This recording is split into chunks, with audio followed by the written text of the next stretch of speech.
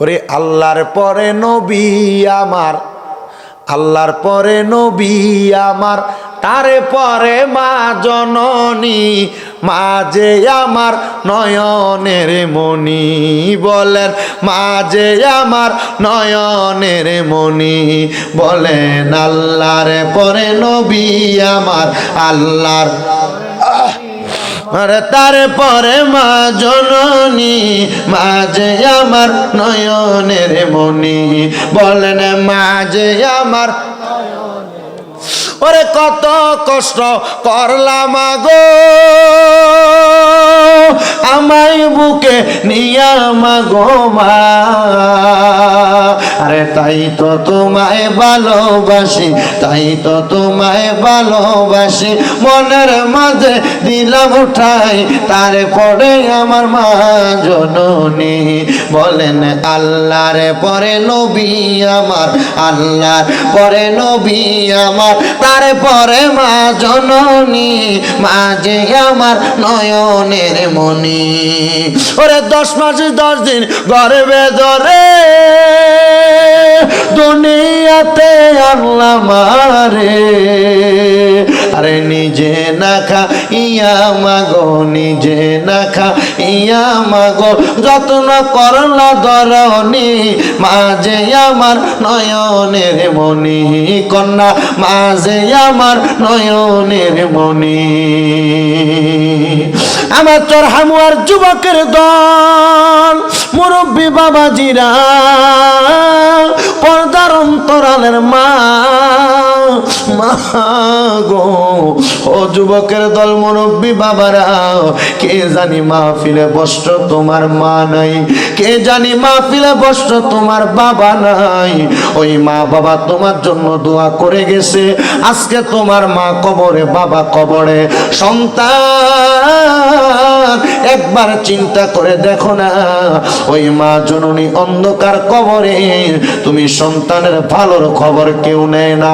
আগে একবেলা ভাত না খাইলে মা বারবার কানের কাছে বলতো, কিরে সন্তান ভাত খাস নাই, পেটটা দি পিঠের সাথে লাইগা গেছে। কিন্তু এখন 2-3 বেলা ভাত না খাইলে কেউ তুমি সন্তানরে জিগায় না, সন্তান তুমি যে খাবার খাও নাই। এ সন্তানের দল, তোমার আব্বাজান তোমারে ধমক দিত, তোমার আব্বাজান তোমারে মারতো, তোমার আব্বাজান তোমারে বিভিন্ন কাজের জন্য ডাক দিত।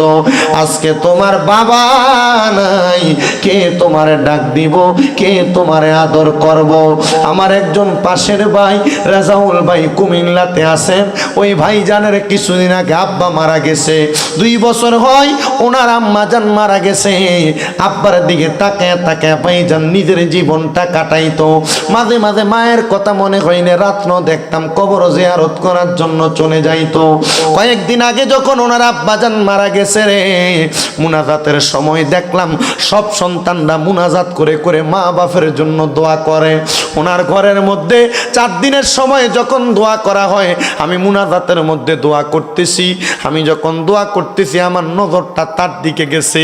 সে মুনাজাতের হাতটা ছাইরা দিয়া আব্বার জন্য চোখের পানি ছেড়া দিয়া দিয়া কান্দে, আব্বার জন্য চোখের পানি ছেড়া দিয়া দিয়া কান্দে। আরে কেন কান্দে জাননি? আব্বা আম্মা অসুস্থ হইয়া ঘরে পইরা থাকলে আব্বা আম্মারে কোনো খাবার নিয়ে খাওয়ানো যায়, কিন্তু আব্বা আম্মারে বাসপুরার নিচে পুকুর পাড়ে যদি কবরে শোয়া দেওয়া হয়, লাখ লাখ টাকা থাকবে, মা বাপরে কিছু খাওয়ানোর মতো ক্ষমতা থাকবে না, কারণ মা বাপ কবরে শুয়া রইছে। আজকে এমন অনেক সন্তানেরা হাত বাড়াইছেন, মা ফিরে বসছেন, যাদের মা নাই বাবা নাই। আজকে চরহামুয়াম মধ্যগাওয়ালা হযরত সুন্নি যুব সংগঠনের ভাইয়েরা আজকে অনেকে আছেন মা হারা, অনেকে আছেন বাবা হারা, অনেকে আজকে মাও নাই বাবাও নাই, মা বাবা অন্ধকার কবরে। আল্লাহ তাআলার কাছে দোয়া করব, আল্লাহ যেন আপনার মা বাবার জীবনের গুনাহগুলা মাফ করে দেয়। আজকের মাহফিলে এমনও কত সন্তানেরা বসে গেছেন মা বাবার মনে কষ্ট দিয়া রাখছেন, এমনও কত সন্তানেরা বসে গেছেন যারা তাদের মা বাপরে ভাত খাওয়ান না। এমনও সন্তান আছে যারা তাদের মা বাপরে জুদা করে দিছে, মা বাপরে আলাদা করে দিছে। মা বাপ বড় ভাইয়ের ঘরে একদিন ভাত খায়, মেজো ভাইয়ের ঘরে একদিন ভাত খায়, ছোট ভাইয়ের ঘরে একদিন ভাত খায়। কিরে সন্তান, মা বাবার মতো রত্নরে তুমি এখনো যত্ন করতে শিখলা না। তোমার মা বাবা নিজে না খায় তোমার খাওয়াইছে, তুমি সন্তান ওই মা বাপরে বাদ দাও না। বউয়ের সঙ্গে ঝগড়া করে মা বাপরে আলাদা করে দিছ, ভাইয়ে ভাইয়ে ঝগড়া করে মা বাপরে আলাদা করে দিছ। আরে তোমার মা কিছু খাইতে মন চাইলে ছেলের বউয়ের কাছে চাইয়া কোনো কিছু খায় না, বাপের কোনো কিছু খাইতে মন চাইলে ছেলের বউয়ের কাছে কোনো কিছু চায়া খায় না। সন্তান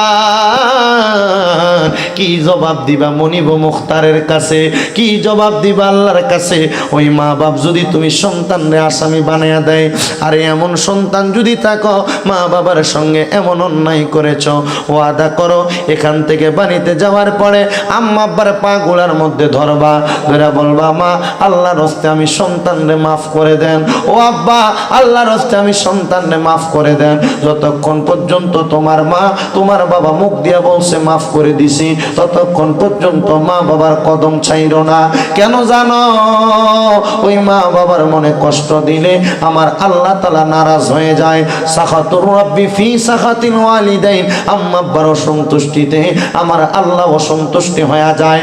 আজকের মাহফিলে যারা যারা বসলা, ওয়াদা করো যদি মা বাবার মনে কষ্ট দিয়া থাকো, মা বাপরে এমন ভাবে আলাদা করে দিয়া থাকো যে বলবা মা আপনারে আমার অন্য ভাইয়েরা খাওয়াক আর না খাওয়াক, আমি সন্তান একা আপনারে খাওয়ামো, আমি যা দিয়া খামো আপনি তা দিয়া খাইবেন। বউ যদি কই না হবে না, তোমার নিয়ে একলার মা, তোমার বাইরেরও তোমার বউরে উত্তর দিবা আরে আমার মা আমার কাছে খাইতে পারতেছে, এটাই তো আমার বড় ভাগ্য। আমার বাবা আমার কাছে খাইতে পারতেছে, এটাই তো আমার বড় ভাগ্য।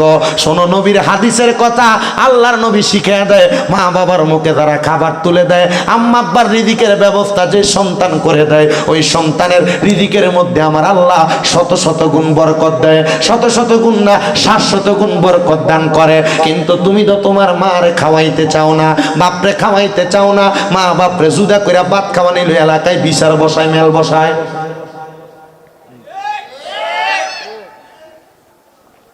পাগুলার মধ্যে তোরা বলবা মা আর আলাদা খাওয়া লাগবে না, বাবা আলাদা খাওয়া লাগবে না।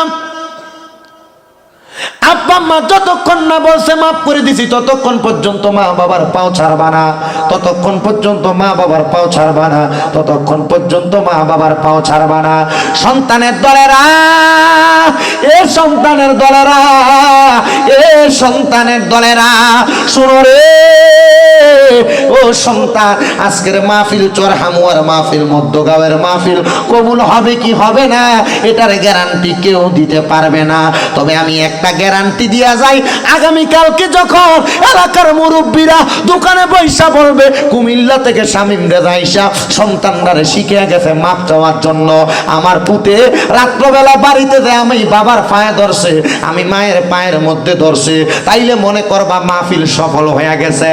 নচেত সফল হয়েছে কিনা গ্যারান্টি দিতে পারবো না। অনেকে চিন্তা করে হুজুর আমি তো আমার মা বাবার লগে কোনো অন্যায় করি নাই, আমিও কি আমার আম্মা আব্বার পায়ে ধরবো?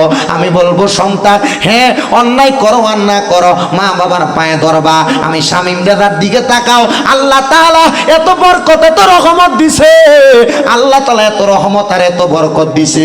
2009-10 সালের মধ্যে আমি আমার মাহফিলে ওয়াজ শুই না যাইয়া, আমার মা বাবা পাতার বেড়ার ঘরে ঘুমাইতো, ওই ঘরে আমার আম্মা আব্বা শুয়া রইছে, রাত্রবেলা যাইয়া ওয়াজ শোনার পরে মা বাবার পায়ে চুমা দিয়া লাইছে। আল্লাহ তাআলা এমন কবুল করছে কইলাম না, 6টা মাদ্রাসা করাইছে, দেশ বিদেশে ঘুরাইতেছে। আরে এত সম্মান এত তাজিম, এটা তো আমার ইজ্জত আমার পড়ালেখার কারণে দেয় নাই, আমার আম্মা আব্বার বরকতের কারণে, আম্মা আব্বার দোয়ার কারণে দিছে। সন্তান রাগ কইরো না, ওয়াদা করে এখান থেকে বাড়িতে যে মা বাবার পায়ে ধরে মাপ চাইবা, হাত তোলাবো না, শুধু মনে মনে চিন্তা করবা মা বাবার পায়ে ধরলে আল্লাহ তাআলা সম্মান বাড়াইয়া দেয়। অনেকে চিন্তা করে হুজুর আমি মাপ চাইবো দূরের কথা, 2 ঈদে মা বাবার পায়ে ধরে সালামই তো আমি করি না। আরে সালাম না, আল্লাহর নবী শিখিয়ে দেয় মার পায়ের মধ্যে সালাম করব। সন্তান চিন্তা করবা না, মা কবরে বাবা কবরে, আম্মা আব্বার জন্য দোয়া করবা। আজকের মুনাজাতের মধ্যে মা বাবার কবরের পারে দাঁড়ায় হাত তুলবা, ও আল্লাহ আমার মা কবরে বাবা কবরে, আল্লাহর নবী কয় কোন সন্তান সন্তান যদি চোখের মণিকোঠার মধ্যে একটা মাছির মাথা পরিমাণ পানি ছেড়ে দিয়ে কান্না করে, ওই পানিটা মাটিতে পড়ার আগে আমার আল্লাহ তার মা বাবার জীবনের গুনাহ মাফ করে দেয়। কষ্ট লাগে না? যার মা নাই জিজ্ঞাসা করো, সে চিন্তা করে হুজুর আমার মা মুরগি প্রথম ডিমটা পারলে আমি ফুতেরে খাওয়াইছি, কিন্তু আমার এখন হাজার হাজার টাকা লাখ লাখ টাকা, কিন্তু আমি আমার মার মুখে এক লোকমা ভাত তুইলা দিতে পারি না, মা কবরে।